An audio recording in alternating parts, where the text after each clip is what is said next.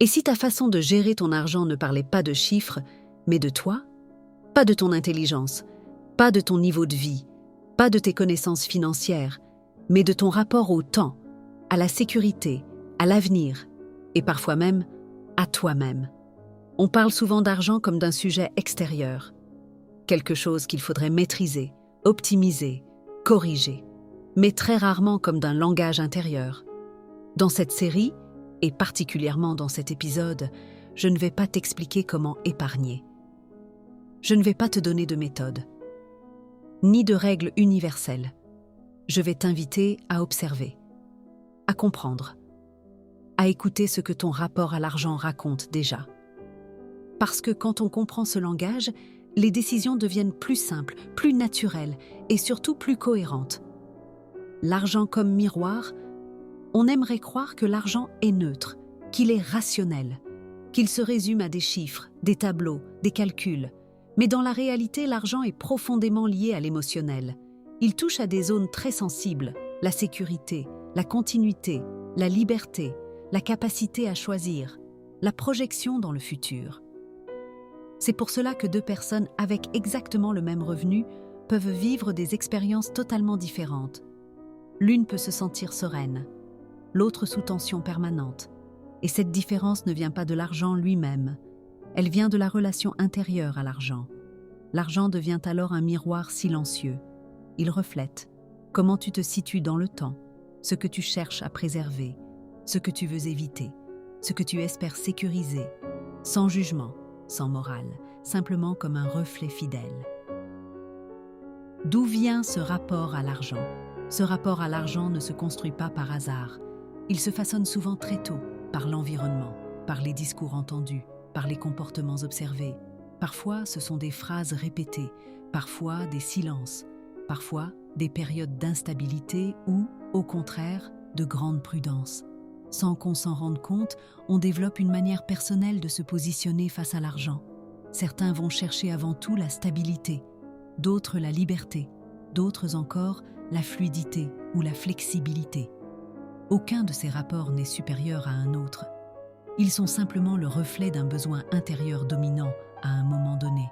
Et tant que ce besoin n'est pas identifié, on peut accumuler des informations financières, des conseils, des stratégies, sans jamais se sentir pleinement à l'aise, parce que le sujet n'est pas extérieur, il est intérieur.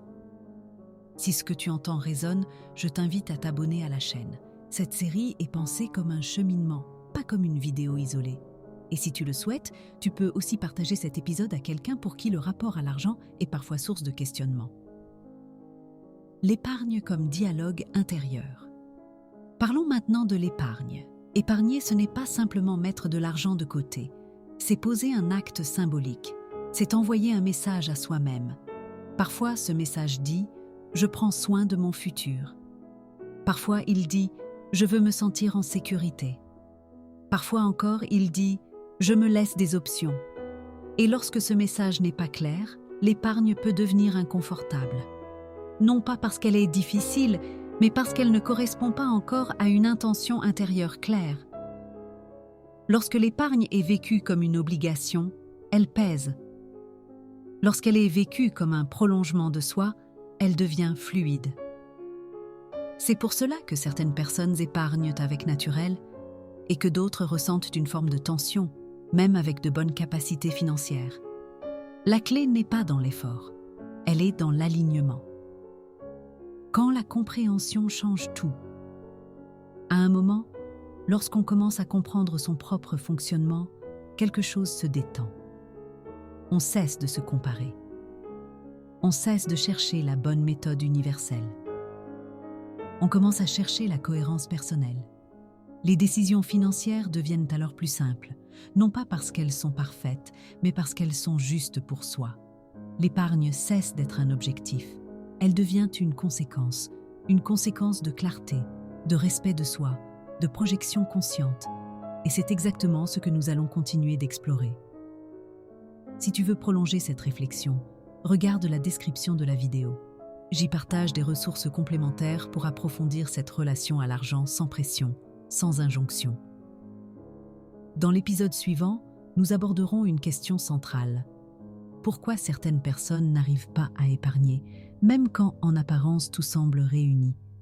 Pas pour analyser, pas pour corriger, mais pour comprendre ce qui se joue en profondeur. Si cet épisode t'a apporté de la clarté, abonne-toi, active la cloche et surtout à prendre un moment pour observer ton propre rapport à l'argent, sans jugement. Parce que comprendre, c'est déjà reprendre le contrôle. À très vite pour la suite de Épargne en psychologie,